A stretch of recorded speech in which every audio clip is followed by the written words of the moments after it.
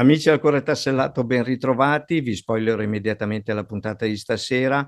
Ottavo round dell'AMA Monster Energy Supercross 2023 con la gara che si è svolta a Daytona e sarò sempre in compagnia di Michele Fanton. Here's your 250 highlights from Daytona Beach, Florida. Nate Thrasher coming off the big win in Arlington, feeling great. Pretty solid qualifying time, too. He was number 2. And when the gate dropped for the 250 East main event, Thrasher was up front. Max Anstey, a bunch of riders, Tom Vial. But Hunter Lawrence was right there in the lead group, watching the competition, wondering where he's going to make the move, and then he pulled the trigger very early in the main, James, and took care of business with Nate Thrasher. Yeah, I mean, I think Hunter, he said in his interview, he saw the opportunity, and he took the opportunity, and Nate felt it and saw it. So, yeah, a little aggressive, but at the same time, Nate was his biggest competition, and he just ended that right now. He sure did. He took advantage of the opportunity right when it presented himself. Didn't take him long to get back to the lead, and I love seeing Vial out there. I thought he was going to do really well here. He was on his way to possibly getting a podium. I don't think a lot of people are going to be able to get up to him, but unfortunately he made a huge miscalculation. He comes up short. That was a really nice dismount, jumping through the handlebars, but he'd have to retire the night early. Yeah, and you know, you've been in that position. Mechanics kicking it, you're like, I ain't going back out there. I don't know why you're wasting your time on here. So, yeah, it looked like Nate was coming back up. Then he makes another mistake, and for a championship perspective, it's tough on him when, you know, Hunter's out front, but, yeah, tough night for him. I hated to see that because I thought he was in a situation where he's going to keep continuing to build on that confidence with this guy right here, Moseman. He cross jumps on accident, cross ruts on accident, comes up short, cases that little triple. The rest is history. So Hunter Lawrence, little fist pump, cruised it in on the last lap, but I mean, just dominated this main event. Was perfect execution, showing that he is truly the best in this class and an unbelievable 250 rider. He is maximizing that machine. He gets the win. Max Anstey, great ride in second. And how about Hayden Deegan? Third place, his first podium. Wow, James, I mean, third for Hayden Deegan. Was it going to come this early? Yes, it came. I mean, the kid's good, and like I said, I'm feeling dangerous. Dangerous did good. Congratulations, kid. 450 highlights from Daytona. The gate drops. This guy, and the guy to his left, Chase Sexton, and their rival, Cooper Webb, who was a little bit on the outside of those two going into the first corner. He lined up outside. The gate goes down. Tomac grabs the whole shot. But Cooper Webb gets aggressive early and takes this thing, James. Yeah, we've been talking about Cooper and speed and being quick out of the gate. Well, tonight he showed that, and I feel like with him, that's why I said that interview is an improvement. He's starting to figure out the race part where those guys aren't just jumping all over him and taking out, but again, he makes a mistake out there, and it was cool to watch him go inside. Eli goes inside. He's like, I ain't letting that happen. And a close moment right here, Ricky. Oh, yeah, that was really close. And I almost was wondering if Cooper Webb was wanting to be in second position because he was getting dogged by the number one of Eli Tomac for laps and laps and laps. And that was a near miss. He says he hits neutral. That is a weird spot, James. To your point where you were saying, it's a weird spot to hit neutral in. It's a weird spot, and if you look at his back tire locks up. So to hit neutral, you wouldn't see that. And then when he goes on off. But then you had this. Chase trying to catch up. Barsha throws a little rev, so you knew something was coming. But just like Chase all year, another mistake, and then this happens. Stalls it, okay? And then this is just a racing incident right there. Chase probably should have thought a little bit more about, hey, leave that inside open because the 51's coming, but that's an easy miss to misread. But man, this guy, what an incredible ride. Oh. Cooper Webb kept him honest. He sat right there. Look at him. He's always right there. But Eli Tomac gets there first, and there's Eli's mom. She's so happy for the 7th time at Daytona as he wins again, does the burnout. How many times are you going to do the burnout, Eli? And look at the crowd. This is insane. The feeling has got to be incredible for him. Oh, yeah, but look at that face. The emotion. You've seen him trying to do the Dougie, whatever that was. He was happy. So, again, another victory. He's happy because he won. Tomac gets the victory. Webb second, Sexton third. And, again, Justin Barsha was fantastic tonight in fourth. Ken Roxon, 7th the night, kind of survived the night there in 7th.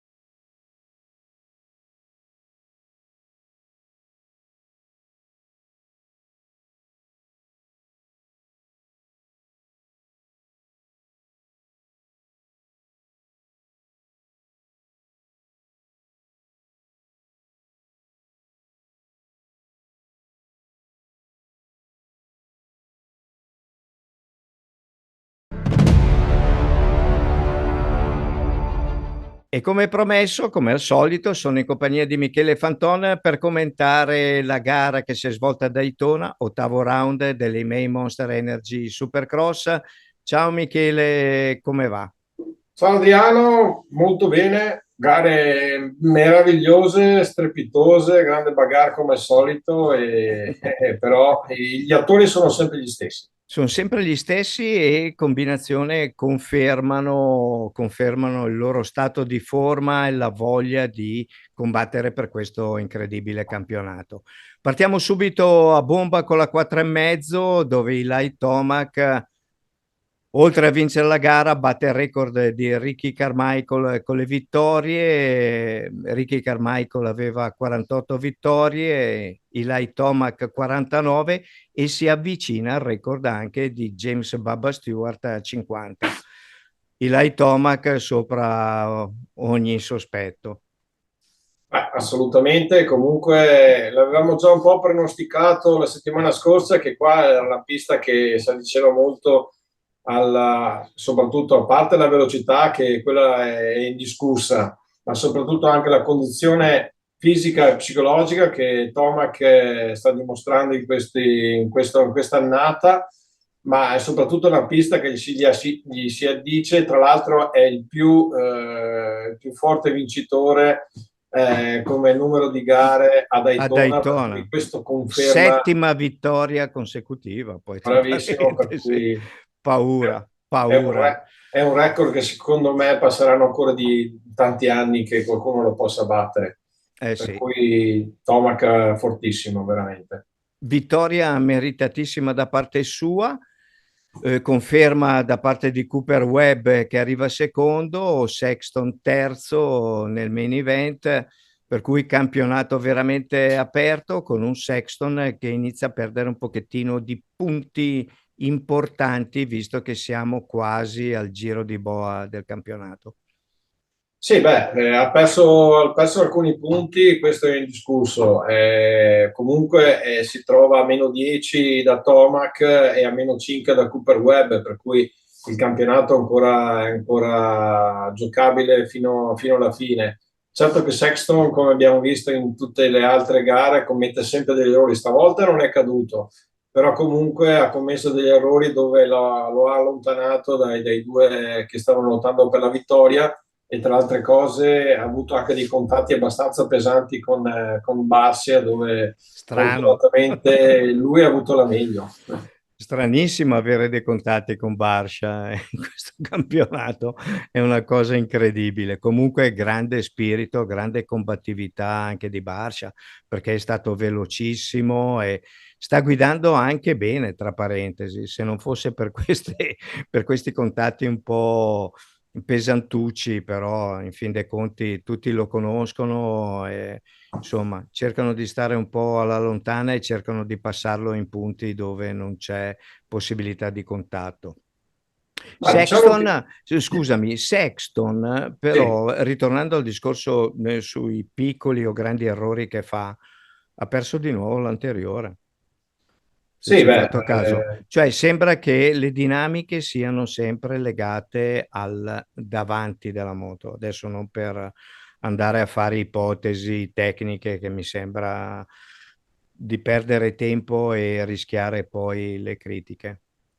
evidentemente usano comunque un avantreno molto rigido, e lì evidentemente lui ne soffre parecchio, perché comunque per affrontare questi ostacoli le moto sono veramente durissime, e a discapito della sensibilità che può avere la Sì. ruota anteriore sul terreno, che tra le altre cose lì a Daytona era anche abbastanza morbido, per cui queste difficoltà dovevano assottigliarsi abbastanza. Ha fatto due errori, uno tra l'altro la moto gli si è anche spenta, ma fortunatamente con questo avviamento elettrico si è accesa immediatamente. Poi c'è stato quel contatto con Barse, dove Barse purtroppo ha avuto la peggio, dove è caduto, Sì.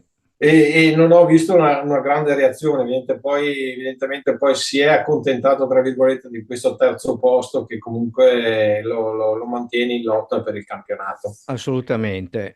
Barcia quarto posto, meritato, veloce, guida molto sciolto, a me piace. e un po' sempre al limitatore fa cantare il motore, che è uno spettacolo, cioè per lo spettacolo è il massimo. Non so per i meccanici se la pensano nello stesso modo, Eh, ecco, anche perché c'è il rischio di far esplodere tutto. Però Jason Anderson, velocissimo, guida benissimo, ma gli manca ancora quel pelo per arrivare e vincere finalmente una gara. Ma a me personalmente, per quanto concerne il contesto della gara, mi ha deluso sul fatto che comunque l'avrei visto lì a lottare con Tomac e Webb per la vittoria. Invece l'ho visto abbastanza arrendevole, a prescindere dal fatto che guida bene, ha fatto una gara, diciamo, per portare a casa dei punti, però non l'ho visto determinato e forte come l'avrei visto in questa pista. Ma deluso e ha fatto solo, tra parentesi, un quinto posto, per cui ha perso ancora ulteriori punti rispetto ai primi tre. Adesso addirittura si trova a meno 38, per cui per la lotta per il titolo ormai lo vedo un po' sfavorito. E questo è una A nota meno che positiva. non abbiano mal di pancia i primi tre, i primi quattro. Quello che mi ha fatto piacere rivederlo proprio al massimo della competitività è Justin Cooper, rookie nella 450, ha ben condotto, ha svolto il suo compito nel migliore dei modi, per cui lo vedremo sicuramente protagonista. Sta prendendo un pochettino il ritmo anche lui. Justin Cooper, diciamo che è il rookie di questa classe regina e per lui è stato veramente, come avevo sentito nelle interviste all'inizio del campionato, un po' un incubo, riuscire ad essere competitivo e Sì. veloce con queste moto iper performanti e comunque con un sacco di cavalli da gestire. E ultimamente in queste ultime gare sta dimostrando che dà continuità al risultato e pian pianino, senza fare errori, si sta portando nei posti dove merita, perché comunque arrivare appunto nei primi 6 o 7 in questo campionato non è da tutti, per cui il Cooper sta crescendo e io credo che prima di fine stagione vedremo fare anche qualche appunto. Ken Roxen, grande hit, secondo, è rimasto attaccato per un bel po' di giri a Tomac, ha dimostrato di avere abbastanza velocità, di essere abbastanza a posto, più a posto che nelle ultime gare con la moto, cosa dire? Ma, Settimo. ha fatto un settimo mediocre per il livello che lui è, che ci ha sempre abituato. E non ha fatto una grande partenza, è partito un po' indietro, nei primi giri non ha attaccato subito i suoi avversari, infatti ha subito un po' di sorpassi anche da Plessinger e da Craig, poi dopo evidentemente ha trovato il ritmo, si è riportato a ridosso di Cooper, anche se non è riuscito ad sopravanzarlo, ha portato a casa un settimo posto che però per quello che aspira a Ken Rotzen, diciamo che per lui penso sia un po' deludente. Speriamo che da qui in avanti trovi quella continuità, ma soprattutto quella forma fisica che gli permetta di fare quei famosi 20 minuti a livello di Interi, tre. Sì. interi proprio, anche perché la guida e il talento ce l'ha. Sicuramente sta lavorando tantissimo, da quello che mi dicono amici, colleghi americani, sta lavorando tantissimo sulla moto, per cui il team sta lavorando 24 su 7, staremo a vedere un pochettino cosa succede. Per cui il campionato è bello aperto nella 450 e lo vedremo e vi regaleremo le immagini poi a fine di questo percorso televisivo della 450 col main event in onore della vittoria di Eli Tomac, per la vittoria, per il superamento di Ricky Carmichael e sull'avvicinamento a James Bubba Stewart. Tra parentesi, le gare sono state commentate da Ricky Carmichael e James Bubba Stewart, per cui è stato un plus anche per tutti gli spettatori che hanno potuto seguire la gara. Vuoi aggiungere qualcos'altro sulla 450 Ma, in particolar modo? quello che volevo aggiungere, magari solo abbiamo visto un discreto di nuovo Christian Craig, che ha fatto qualche errorino, però Mm. comunque si è riportato nei primi 10, vuol dire che anche lui sta trovando il feeling con questa categoria. E devo fare un'altra nota un po' negativa, quella di Plessinger, perché fino a quest'ultima gara l'avevamo vista sempre in prime 5-6, oggi in questa gara a Daytona ha deluso un po' le aspettative finendo nono. Ecco, l'unica nota un po' negativa della gara. Eh sì, anche perché poi, bene o male, tutti i meccanici di tutti i team sono d'accordo su una cosa. Pista veramente tecnica, difficile la messa a punto. Hanno intervistato il team manager di KTM, dice su piste così riusciamo a mettere a posto la moto per il 30-40% del percorso, poi l'altro ci deve essere il pilota che praticamente va oltre al problema e cerca con la sua tecnica di superare appunto i problemi di setting. Dicono mettiamo a posto per le UPS, mettiamo a posto per la sender section e poi sulle altre parti bisogna tribulare un pochettino di più.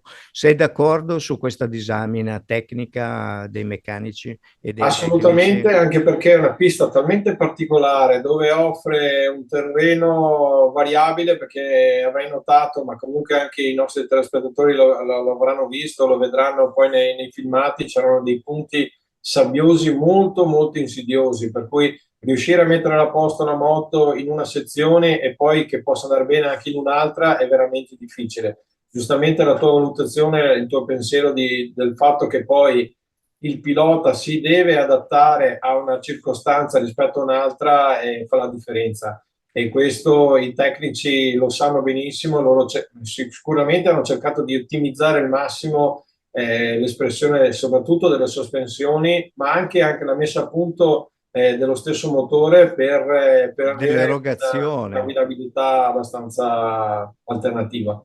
Assolutamente sì, anche perché la fruizione della coppia in alcuni punti va bene, in altri no, anche perché abbiamo queste sand section che sono veramente toste.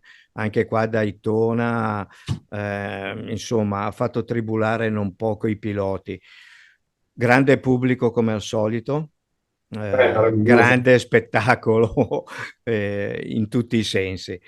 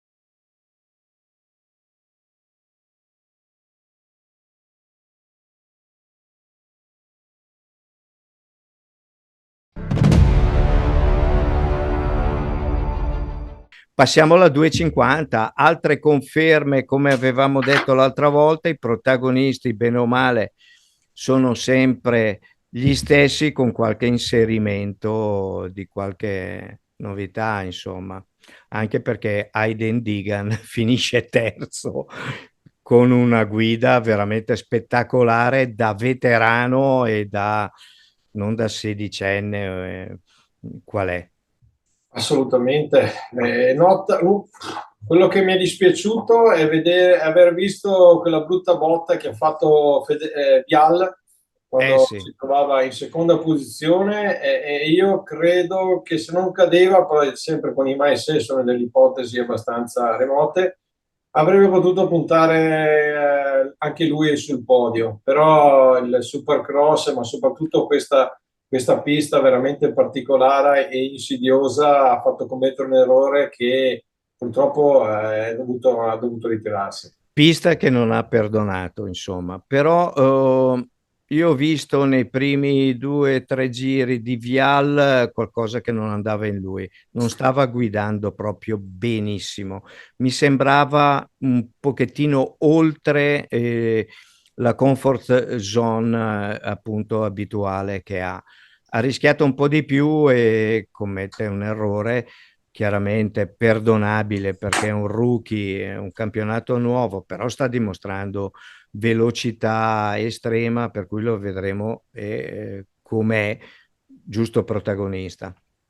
Sì, sì, Eh, sicuramente, sicuramente perché comunque tecnicamente diciamo che lui è proprio predisposto per questi tipi di terreni, cioè il Supercross l'ha sempre dimostrato anche quando correva in Europa nel campionato del mondo. C'è stato questo brutto errore, che comunque è arrivato leggermente corto ad un triplo che ci può anche stare. sì, E evidentemente era anche un po' teso dal fatto che si trovava lì a lottare subito con Hunter Lawrence in primi giri perché è partito, non era subito in testa, ma ha fatto una sezione dopo la partenza incredibile dove sì. in poche centinaia di metri era già primo. Poi dopo Hunter Lawrence sulle whoops è stato strabiliante, velocissimo, l'ha superato Un birillo, fosse senza uno che andava a offesa. passeggio e dopo ha commesso quell'errore. Comunque, secondo me, dovremmo aspettarci ancora delle belle gare di Viale. Torniamo alla stella del futuro e del presente, Aiden Deegan, terzo, e come ripeto, guida stratosferica per un ragazzino alle sue prime gare nei pro, ecco. Sì, ecco, quello che ho notato ha una bella guida, però mi sembra sempre un po' al limite, impiccato, perché anche lui usa la moto tipo la Barcia, sempre col motore fuori giri. Lo vedo anche, tra parentesi, molto aggressivo nelle curve. Certo che l'aggressività porta a fare risultati, questo è indubbio, però l'errore può essere sempre dietro l'angolo. Nulla toglie il fatto che comunque ha fatto una grande gara, un rookie già arrivare sul podio vuol dire tanta roba. Sto ragazzo giovane sarà il futuro del Sì. Supercross in America, quello è senza ombra del dubbio. Speriamo che non cada e non si faccia del male, quello No, sicuramente. speriamo di no e abbiamo visto appunto una bruttissima caduta di Ferrandis durante il press day e purtroppo l'ha estromesso poi dalla gara perché non era al 100%. Cosa dire di Max Ansti? Io Secondo un martello pneumatico con una guida fantastica e una moto che va veramente bene. E ricordiamoci che non è un pilota ufficiale, ma è un team privato ben organizzato, però sempre privato. Ma diciamo che il team gli ha fornito un mezzo competitivo all'altezza della situazione, ma comunque lui, la cosa che mi sta stupendo è la continuità e la sicurezza che sta dimostrando gara dopo gara. Non è a livello di Hunter Lawrence e quello è No. abbastanza palese, però il suo secondo posto è più che meritato perché comunque non commette errori, è sempre lì davanti e comunque porta a casa dei punti importanti sia per il campionato ma Sì. anche per il morale suo e di tutta la squadra che lo sta seguendo veramente in modo esemplare. E questo gli rende ancora più merito il Più risultato che sta merito. facendo.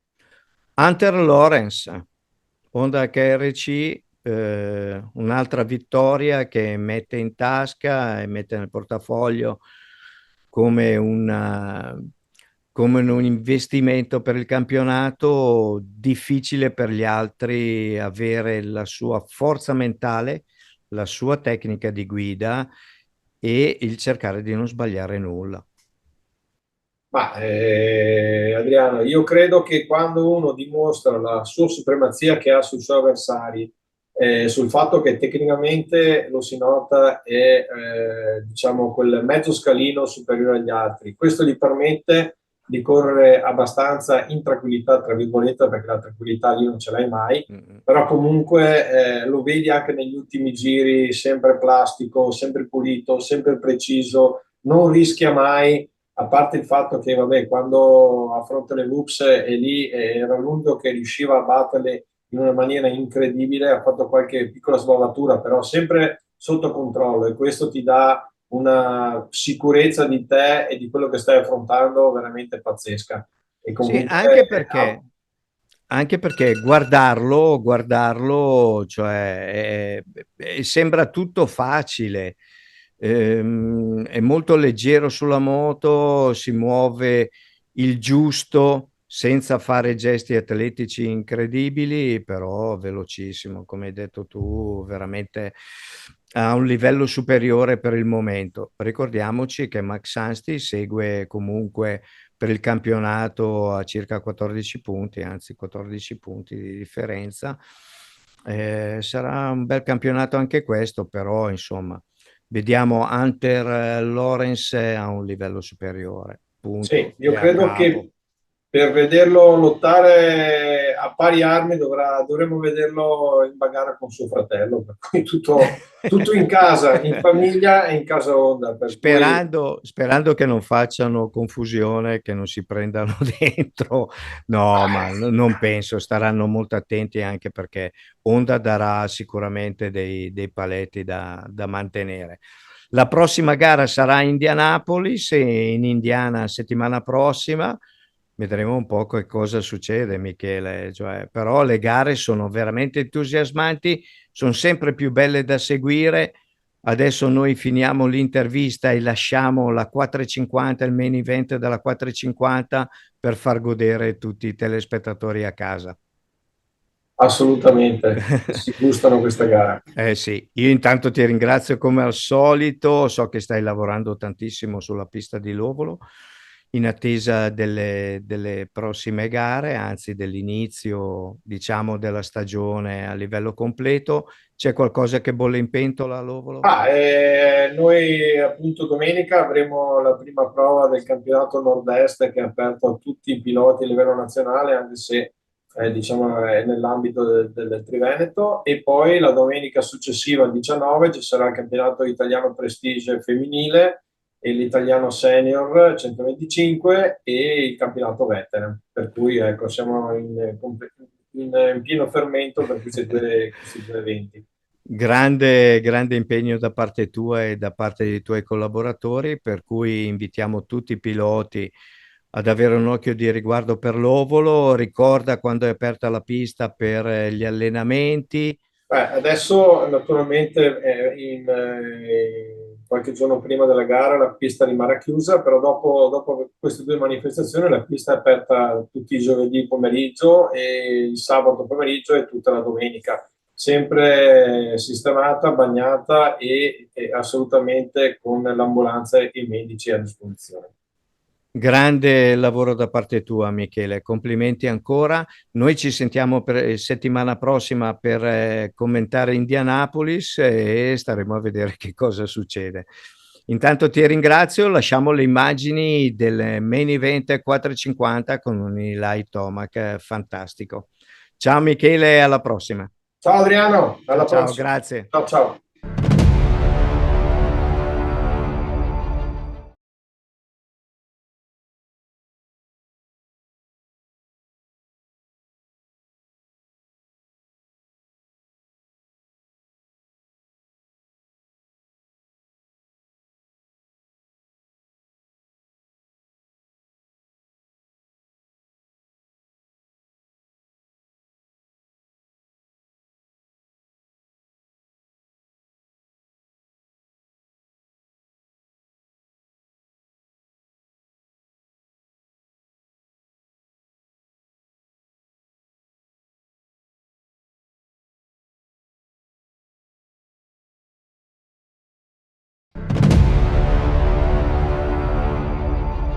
He's had two second places here, and they were in his championship years. Let's remind ourselves of this time last year where he led 15 of the 18 laps. Who took it from him in the end? Of course, the king of Daytona, Eli Tomac.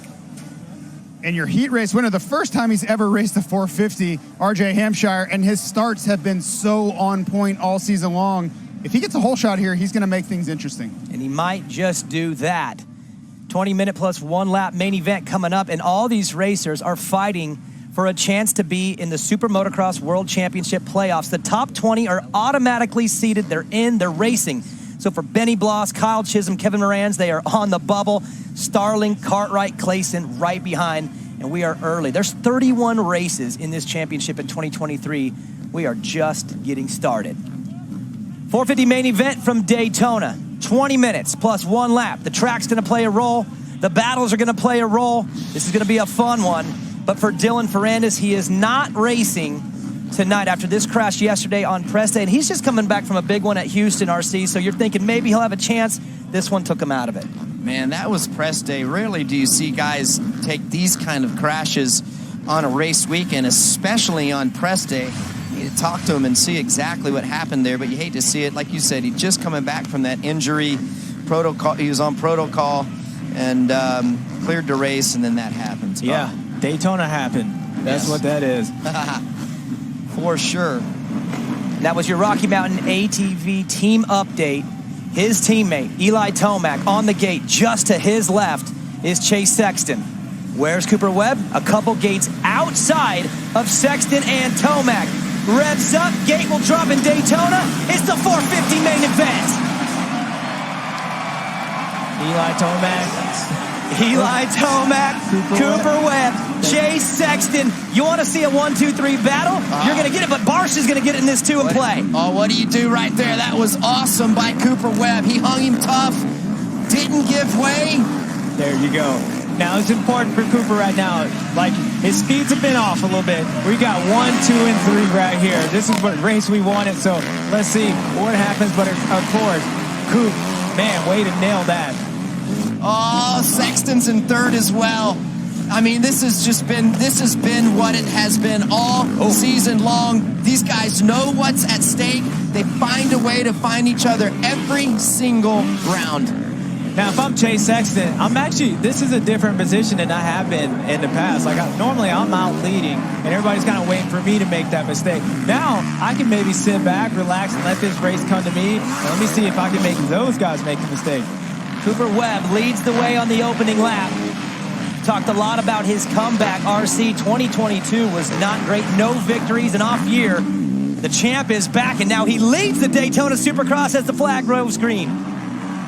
Well, these guys like Cooper Webb and Eli Tomac are so good at riding within their comfort zone. You got a guy like Chase Sexton where he is so fast and he can actually back it down a little bit, slow down a half a second if he needs to. That's how much more of a time gap that he has on these riders, but he's got to learn to dial it back just a little bit. That's where guys like Eli Tomac and Cooper Webb are getting the best of him. Yeah, I completely agree. And I think the thing with Chase, it's this sand. He's been getting caught up in the sand and makes another mistake.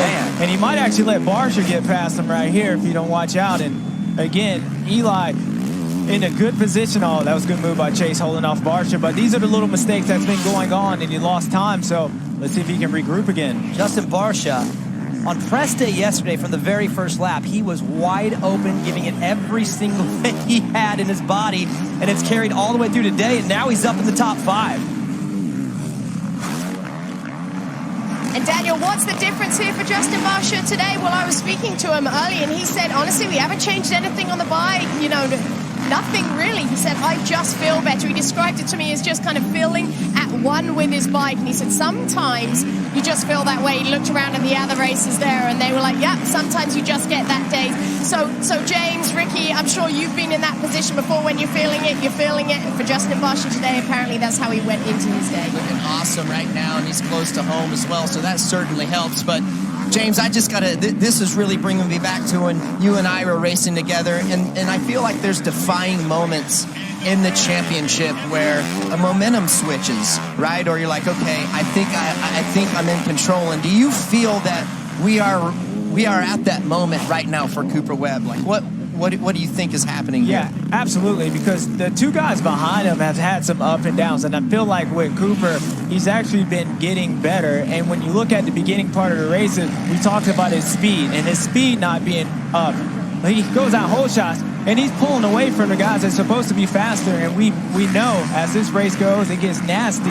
It only plays in his factor. So I think he's doing a great job. And again, the two-time champ is executing. Well, I'm looking at these whoops, James, and you know how slippery they get.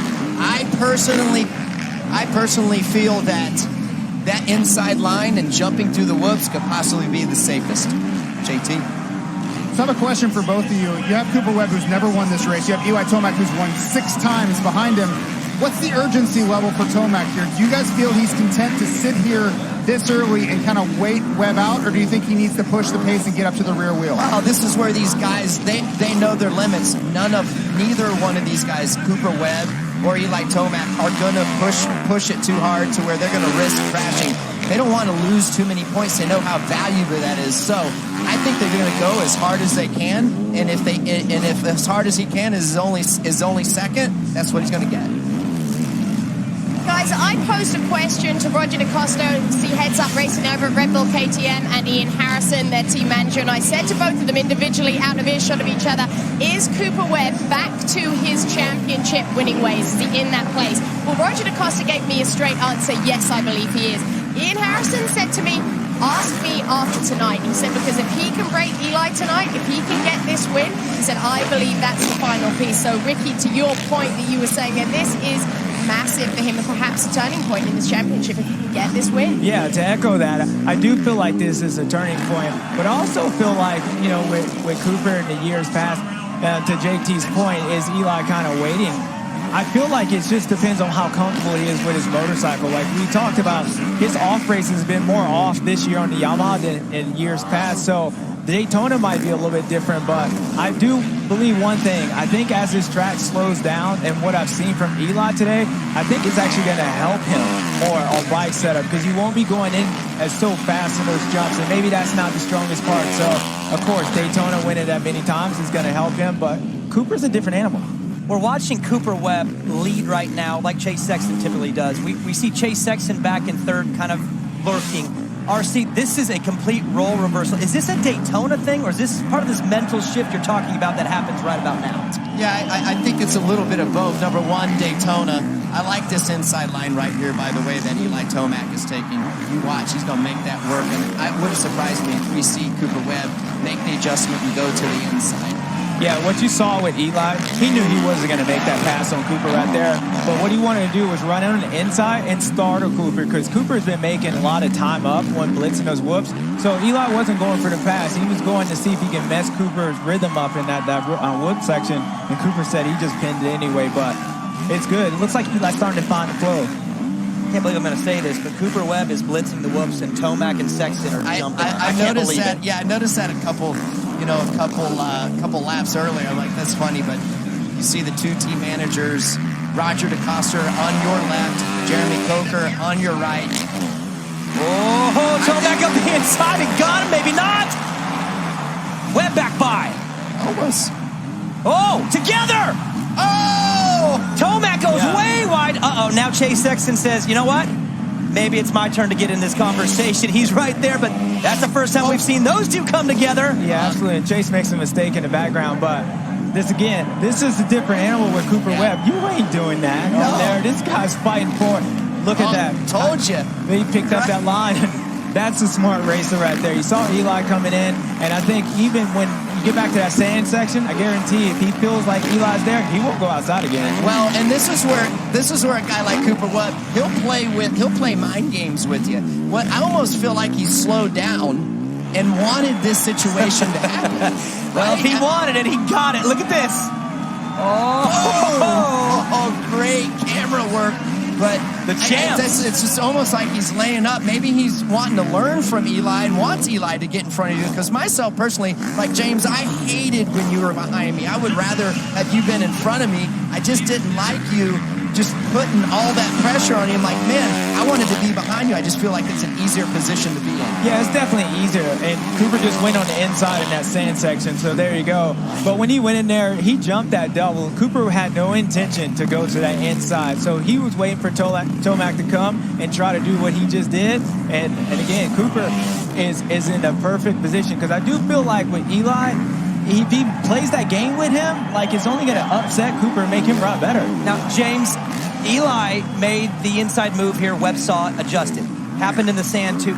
Was it a little early for Tomac to maybe show him things? Because Webb has responded and now has taken his 2 passing lines. Yeah, I think Eli kind of blew those chances. And with Cooper, maybe unlike some other riders, he's showing his cards of where he's going to play. And you get one shot with Cooper on that. Like, he ain't going to pass him in the sand like that. But again, Eli... He messed up.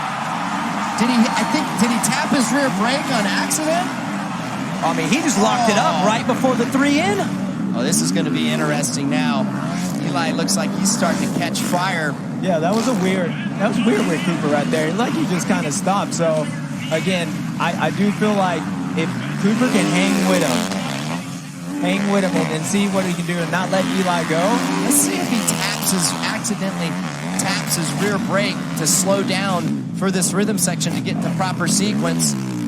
Ooh, that was weird. Yeah, that was it's like really the bike weird. just nosedived. Yeah, and you can look at the way Cooper's riding right there.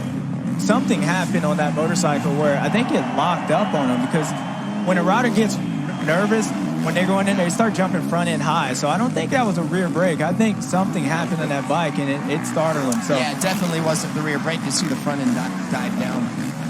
Monster Energy available now at Amazon. And we are halfway through the 450 main event. Tomac now leads. Cooper Webb is in second after the mistake on this lap. And Chase Sexton starting to sneak up into this battle. They're all hanging in tough right now. I mean, this race, this is where it really comes to the strong survive. The track is getting brutal. They're going to have to be creative with their line choice. They're going to have to be efficient.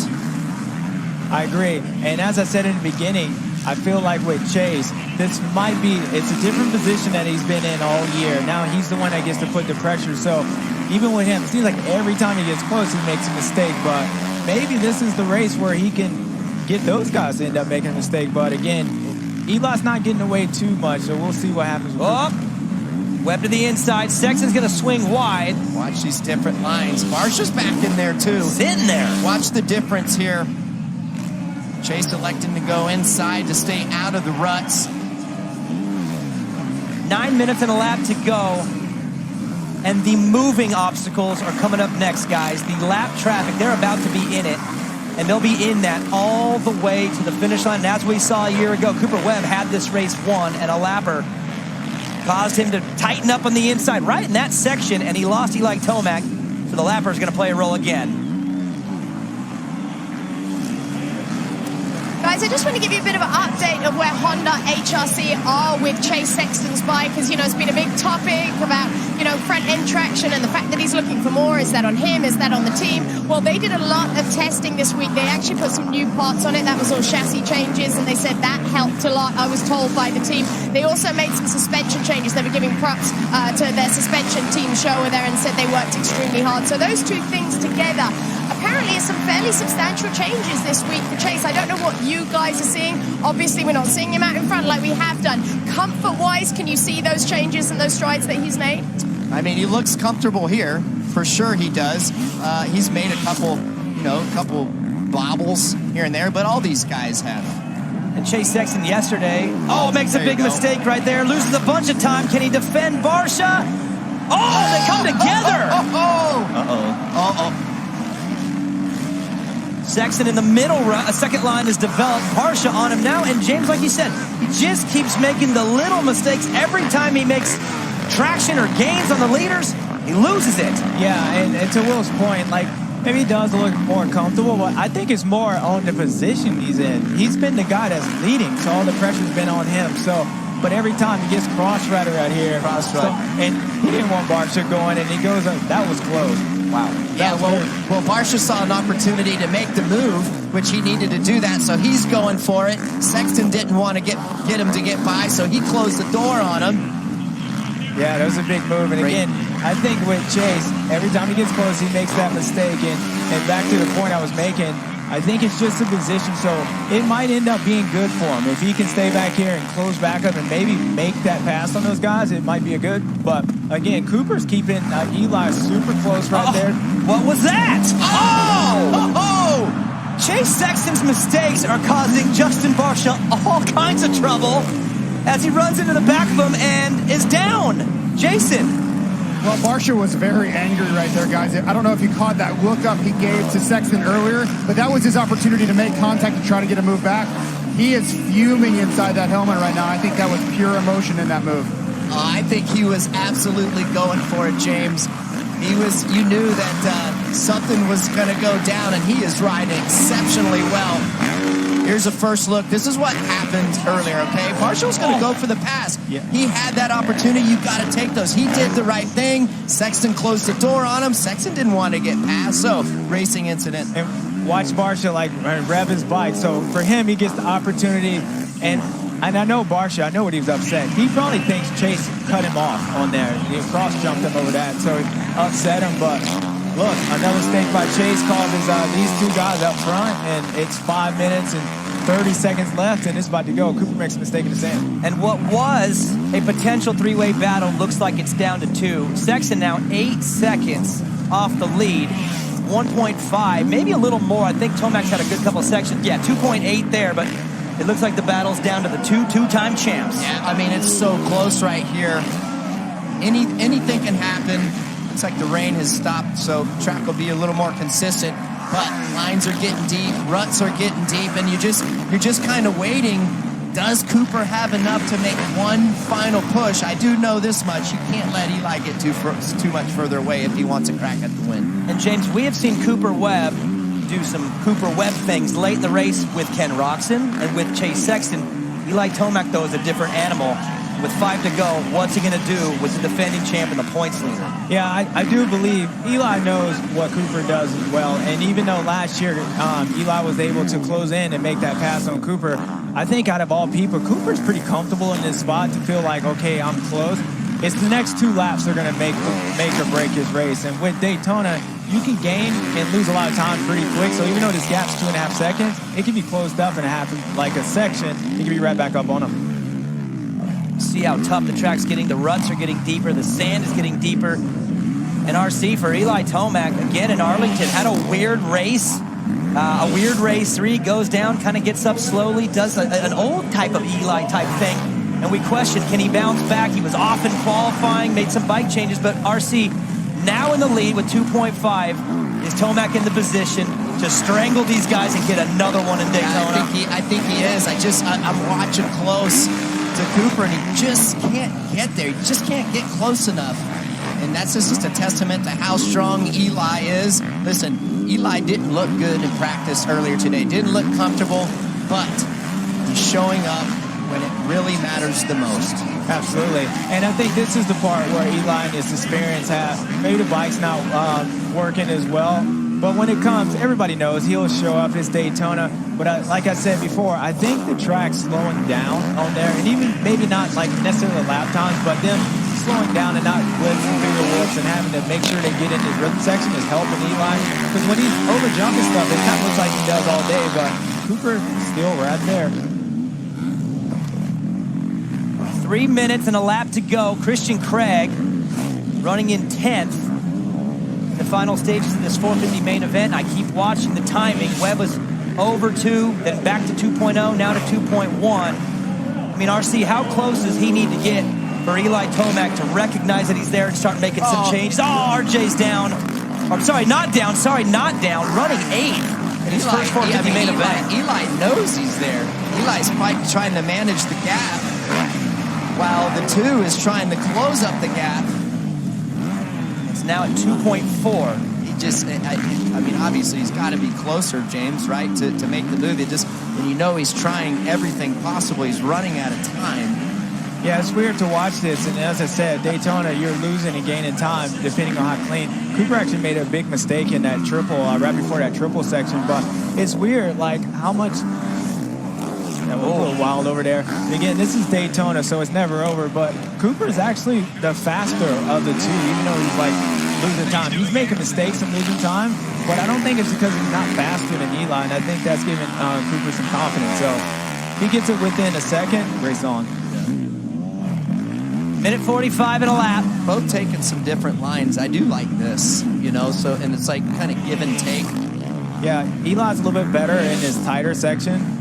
Seems like he's just taking his time a little bit more. And sometimes when you're in second, you see that guy, you kind of rush it and you blow it. But Eli's doing just enough to keep Cooper like there, but all just enough to break his spirit. So I think it'd be important for this next lap, whether Cooper can win this race, it'd be dictated on his next lap. They are running 1:14s and 1:15s as far as lap times go. Whoa, Tomac with a mistake. But as they cross the finish line, there's a minute 9 left. So they will do this lap and one more. 2 to go. Justin Cooper running in 6th. In what might be his final 450 race of the season. He's doing a limited schedule before he preps for Paula, the first round of the Pro Motocross Championship. And man, what a ride. I mean, what a season he's had in the limited races he's had, RC, but a 6th to end it? Yeah, incredible, especially at the toughest Supercross track on the circuit. Doing a great job on that Monster Energy Yamaha Star Racing machine. Oh, man. Oh, this 1.7 now. Man. This is so great to see. Yeah, I mean, you just... it's so close. Just like one little slip up from Eli, boom, Cooper is there. Yeah, I think Cooper's been struggling like through this section. It looks like he gets it pretty clean. And I believe it's only going to be one lap after this. They're not going to make it before the check... the white flag comes out, so...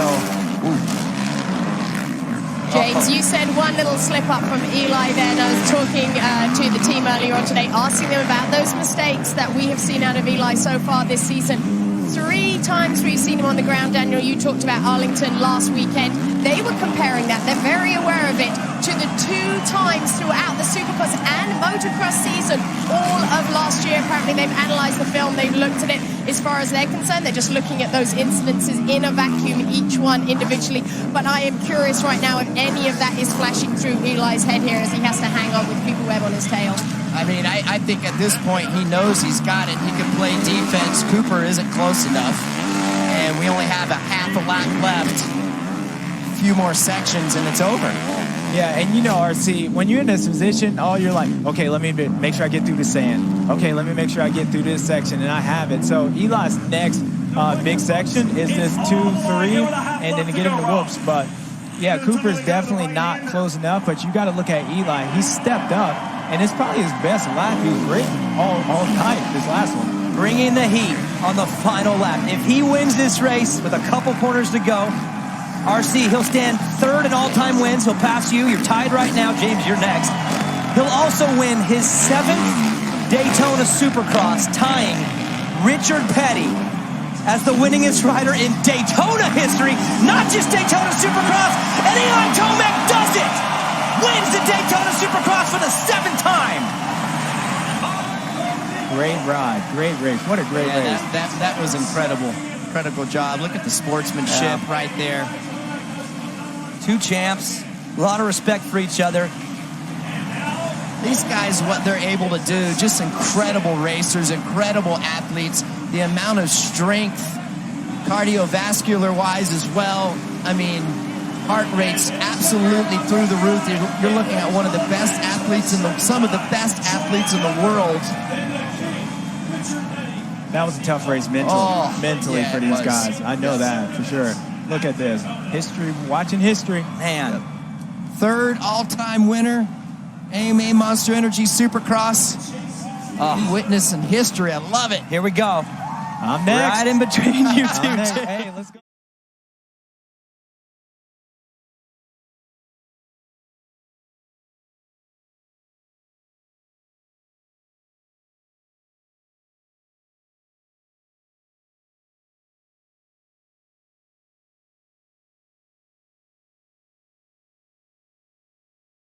Siamo arrivati a fine puntata, gare magnifiche, un Eli Tomac superlativo, un Hunter Lawrence magnifico. Tantissimo pubblico a Daytona, spero che le immagini vi abbiano emozionato. Noi di Motocross My Passion ce la mettiamo tutta. Un ringraziamento particolare va a Michele Fanton, sempre disponibilissimo e grande preparazione da parte sua prima della puntata. Per cui vi suggerisco di condividere il più possibile perché io possa portare sempre più motocross in televisione. Vi ricordo il nostro canale YouTube Motocross My Passion TV, la nostra pagina web www.motocrossmypassion.it e seguiteci su tutte le emittenti televisive dove andiamo in onda. Per cui caramente vi saluto, vi do appuntamento la settimana prossima per commentare il nono round delle Main Monster Energy Supercross 2023, gara che si svolgerà a Indianapolis in Indiana. Aspettiamo con ansia questo giro di boa del campionato con poi la partenza della MXGP e della MX2 del mondiale femminile motocross. Per cui un caro saluto e buona continuazione.